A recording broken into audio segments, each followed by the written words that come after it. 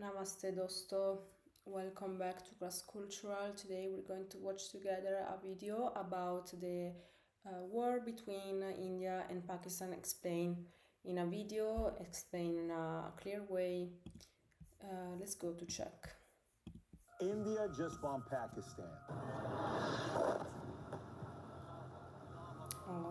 India literally just attacked Pakistan, and this is not good. This attack was a reaction to what happened on 22nd when 5 militants from Pakistan terrorist group come in and killed 26 only men. They allowed their wives to live. They killed 26 men, letting the women know, go show Modi what we did. They had the folks who said, what religion are you? I'm Hindu. Boom, kill them. What religion are you? I'm Muslim. Oh, really? Yeah. Why don't you tell me the Islamic kalima? They don't have it. Boom, kill them. Now, why does this matter? Because when you think about the top countries in the world with the most nuclear arsenal, you know where Pakistan and India are? Neck and neck. 1/6 place, which is India with 172. The other is 170. And by the way, do you know how a Pakistani official just responded to Al Jazeera named Faisal Kundi? You know what he said about nuclear weapons? Listen to this. Our nuclear bombs are not meant to be displayed in museums. We will use them if attacked by India. All is fair in love and in war. He said this on April 30th. Today's the attack by India. This could escalate like this. And the reason why this has happened, a lot of people are talking about going back to, hey, when you think about, is this like a World War III possibility? Because we can't have those two guys go at it. Or is this more like Cold War, what happened where Russia was communism and they were behind all the Korean War, Vietnam War, all the, even some of the war that was happening with the Iran-Contra, they're behind of it? Or is this more like, in this situation, China's behind everything because they're instigating Pakistan? Is U.S. all of a sudden going to get involved with this? Russia's kind of involved because they got a very good relationship with India. 60% of the military equipment. It's incredible because many countries are involved in war, etc. Because they have connection. That India uses, they bought from Russia, and 40% of the oil that Russia sells, India is the customer. So there's a very interesting dynamic going on here. We're going to talk about that today.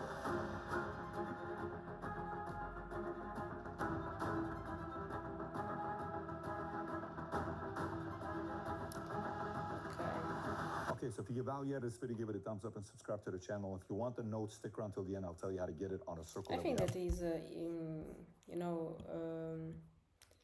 it is a good thing that our video like this explain well when they explain in few minutes all the situation. On the next. So why should you and I care about this as an American? If you're a business owner, you're an entrepreneur, why should you care about this? The reason why this is a little bit scary for a lot of people is because China is not happy with what's going on with tariffs. Trust me, no one is feeling the pain more than China. Nobody is.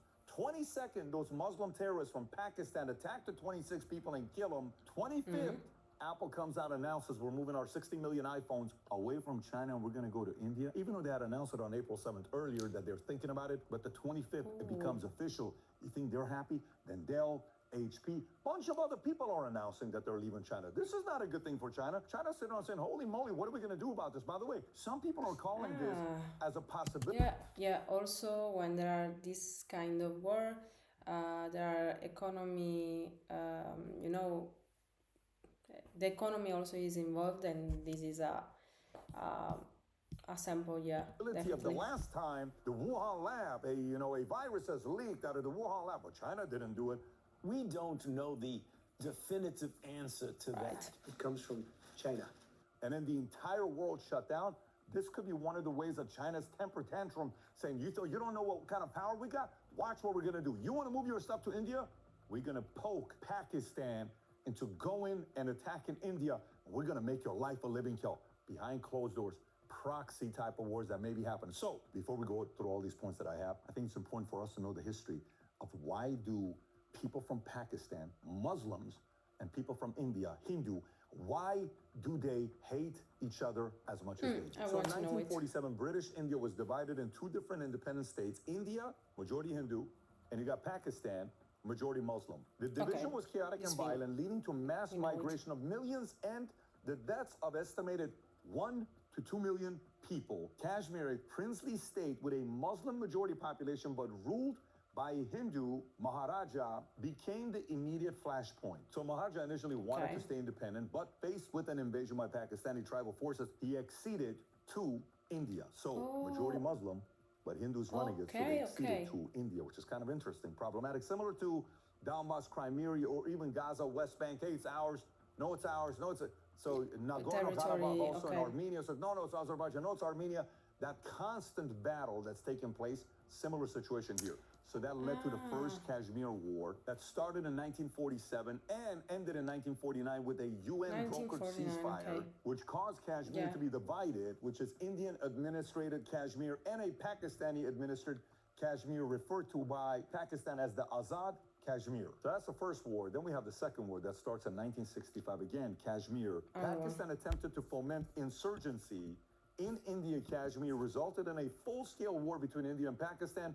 Ceasefire brokered by Tashkent Agreement, again, mediated by the Soviet Union. Little territorial change, but deepened hostility. Then that led to the Bangladesh Liberation War, 1971, when East Pakistan, now Bangladesh, sought independence from West Pakistan. India supported Bangladesh independence fighters. War resulted in the creation of Bangladesh, a humiliating defeat for Pakistan with 90,000 of their troops. We're talking 90,000 of troops surrendering. And by the way, keep in mind, we can go to the Kargil War in 1999. We can talk about the different terrorist attacks. We can talk about what happened in 2001 with the parliament attack, when terrorists attacked the Indian parliament, nearly triggering the Navy. We can talk about the Mumbai attacks in 2008, which militants from Pakistani base. Last year, Al-Taibi killed over 170 people. They also attacked the Taj Mahal Hotel, which I visited before in Mumbai. It's a beautiful property right on the water, and massive international outrage followed. You can also talk about the Pulwama attack, 2019. Suicide bombing killed 40 Indian soldiers in Kashmir.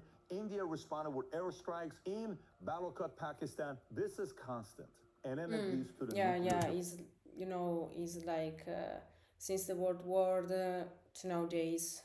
Or they said, look, man, if we're going to be doing this, we got to make sure we're ready for this. 1974, India tested its first nuclear device, Smiling Buddha. 1988, both India and Pakistan officially tested nuclear weapons. Then post-1998, fear of conventional wars escalating into nuclear exchanges became a constant concern. And obviously, this most recent attack on April 22nd, people are like, wait a minute, what are we doing with this? Modi responded to the attacks on April 22nd. Here's what he said on Twitter. I strongly condemn the terror attack in Pahalgam, Jammu and Kashmir. Condolences to those who have lost their loved ones. I pray that the injured recover at the earliest. All possible assistance is being provided to those affected. Those behind this heinous act we react to a video that Modi say this speech, and I really like his feeling, his speech, because I think that he really wants justice and to fight for the justice as well. Be brought to justice. They will not be spared. Their evil agenda will never succeed. Our resolve to fight terrorism is unshakable, and it will get even stronger. April 22nd, 2025. At the time, 33.5 million views.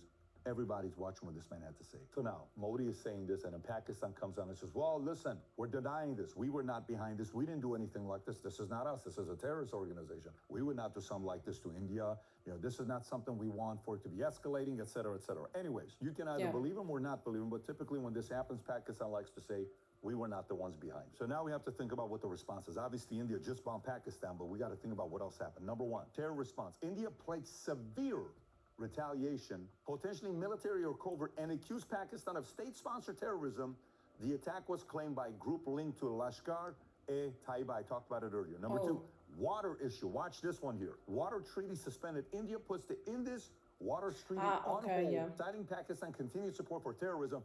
This threatens Pakistan's critical water supply and raises tensions immediately. And Pakistan comes back and says, wait a minute, if we're dealing with water, this is a treaty that we signed a long time ago. In 1960, between India and Pakistan, a water distribution agreement that allocates the use of Indus River and its tributaries between the two countries. It was brokered by the World Bank and divided the rivers into western rivers, Indus, Jhelum, Chenab for Pakistan, and eastern rivers, Ravi, Beas, Sutlej for India. Pakistan labeled this with the water as an act of war and a violation of one of its nuclear red lines. That's what Pakistan said about the water. Number 3, land travel block. India shut down border crossings and ordered Pakistani nationals to leave. Pakistani mirrored the action. Bus and train links had already been suspended. Number 4, airspace closed. Both countries banned each other's airlines from using their airspace. The ban is in place until May 24th, possibly longer. Number 5, sea access blocked. All ship travel between India and Pakistan is banned. Each side has blocked access to their ports for the other's vessels. Number 6, visas canceled. India revoked nearly all visas for Pakistanis, including medical ones, and ended the SAARC visa program.